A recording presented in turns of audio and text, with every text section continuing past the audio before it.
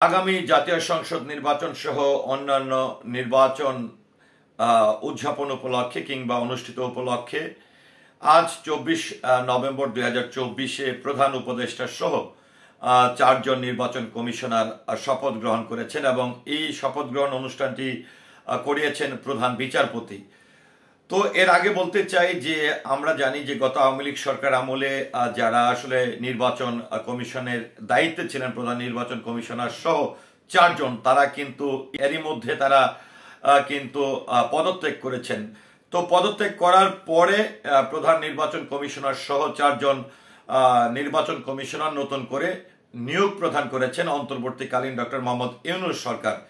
তো সেই প্রেক্ষিতে আসলে এই আগামী নির্বাচন অনেক বড় চ্যালেঞ্জিং, প্রত্যেকটি নির্বাচন অনেক বড় চ্যালেঞ্জিং, সেটি ইউনিয়ন পরিষদ বলি, উপজেলা বলি, সংসদ বলি।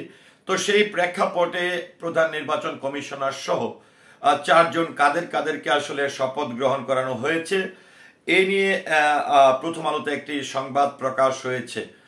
আমি আপনাদের সামনে সেই তথ্যগুলো তুলে ধরছি যে আসলে প্রধান নির্বাচন কমিশনার সহ কারা কারা আসলে শপথ গ্রহণ করেছেন এবং কিভাবে আসলে শপথ গ্রহণ কার্যক্রমটি সম্পূর্ণ হয়েছে। নবনিযুক্ত প্রধান নির্বাচন commissioner CEC AMM Nasir Uddin ও চারজন নির্বাচন কমিশনার ইসি শপথ নিয়েছেন। প্রধান বিচারপতি সৈয়দ রেফাত আহমেদ আজ রোববার বেলা 1:30টার দিকে সুপ্রিম কোর্টের জাজেস লাউঞ্জে সিএসি ও চার কমিশনারকে শপথ বাক্য পাঠ করেন।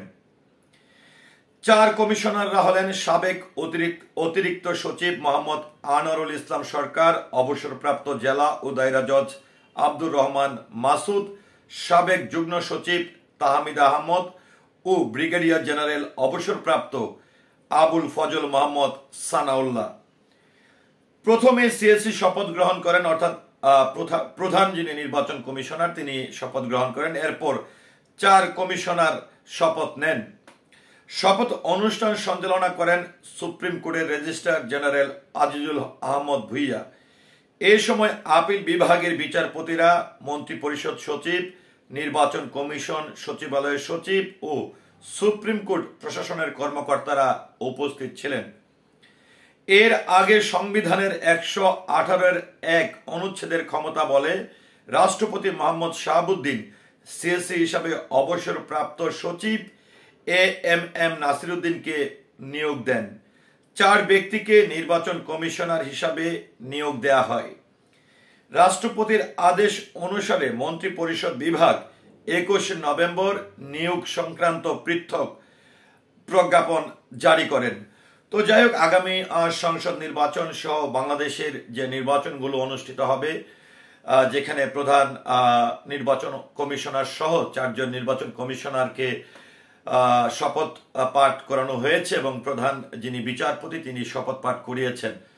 তো আগামী নির্বাচন নিয়ে আপনাদের প্রত্যাশা কি কিংবা যাদেরকে আসলে নিয়োগ প্রদান করেছেন তাদের সম্পর্কে যদি যে তথ্যগুলো তুলে ধরা হয়েছে, তারা পূর্বে আসলে কিসের দায়িত্বে ছিলেন, কোন কোন সংস্থা থেকে এসে এখন নির্বাচন কমিশনের দায়িত্ব গ্রহণ করেছেন, তো আপনার মতামত কি আশা করছি কমেন্টের মাধ্যমে জানাবেন। সেই সাথে পুরো ভিডিওটির সঙ্গে থাকার জন্য অসংখ্য ধন্যবাদ। আল্লাহ হাফেজ।